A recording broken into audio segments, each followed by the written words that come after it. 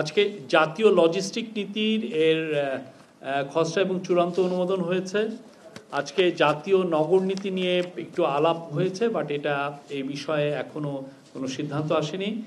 আর আজকে আগামী বছরের 2026-এর সরকারি ছুটির তালিকা অনুমোদন হয়েছে। এবং সবচেয়ে যেটা ইম্পর্টেন্ট ছিল সেটা হচ্ছে আজকে গুম প্রতিরোধ এবং প্রতিরোধ অধ্যাদেশ 2025-এর চূড়ান্ত অনুমোদন হয়েছে। আমি গুম সম্পর্কে আগে প্রথমে বলি, এটা খুবই ইম্পর্টেন্ট একটা ল। আপনি জানেন যে শেখ হাসিনার সময় বাংলাদেশে হাজার হাজার ছেলে মেয়ে গুম হয়েছে। তার মধ্যে গুম বিষয়ক যেটা কমিশন করা হয়েছে সেখানে কমপ্লেইন্টের সংখ্যা প্রায় 2000, এবং ওই গুম কমিশনে যারা 5 জন যারা কমিশনের মেম্বার আছেন তারা তাদের রিপোর্টে বারবার বলছেন যে এটার সংখ্যা 4000-এর উপরে হবে, বিকজ যারা এসে তাদের কাছে রিপোর্ট করছেন গুমের, এইটার সংখ্যা দেখা যাচ্ছে যে এটা তারা বলছেন যে তাদের যেই সমস্ত নাম ওরা বলছেন তাতে এটা স্পষ্ট যে এদের সংখ্যা 4000-এর উপরে হবে। আর দেশে আয়নাঘর ছিল, শশ আয়নাঘর ছিল, সেখানে এদেরকে রাখা হতো। অনেকে যারা গুম হয়েছেন কেউ কেউ ফিরে এসছেন, আবার অনেকে ফিরে আসেননি। আপনি জানেন বিএনপির অনেক কর্মী এখনো ফিরে আসেননি।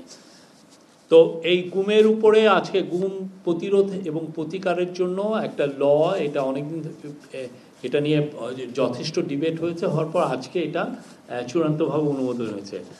এই অধ্যাদেশে গুমকে সংজ্ঞায়নের পাশাপাশি চলমান অপরাধ মানে কন্টিনিউম অফেন্স হিসেবে বিবেচনা করে মৃত্যুদণ্ড সহ কঠোর শাস্তির বিধান রাখা হয়েছে। 1, 2 গোপন আটক কেন্দ্র স্থাপন, আয়নাঘর যেগুলো আয়নাঘর নামে পরিচিত, স্থাপন ব্যবহারকে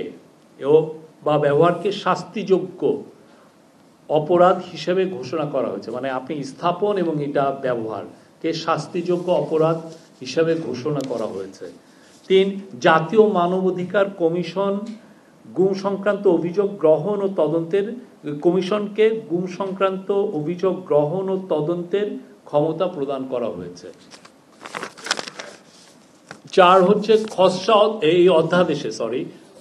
এই অধ্যাদেশে গুম প্রতিরোধ ও প্রতিকার এর লক্ষ্যে বিশেষ ট্রাইব্যুনাল গঠন, অভিযোগ গঠনের 120 দিনের মধ্যে বিচার সম্পন্নের বাধ্যবাধকতা, ভুক্তভোগী ও তথ্য প্রচারকারী ও সাক্ষীর অধিকার সুরক্ষা, ক্ষতিপূরণ এবং আইনগত সহায়তার নিশ্চয়তা প্রদান সংক্রান্ত বিধান অন্তর্ভুক্ত করা হয়েছে।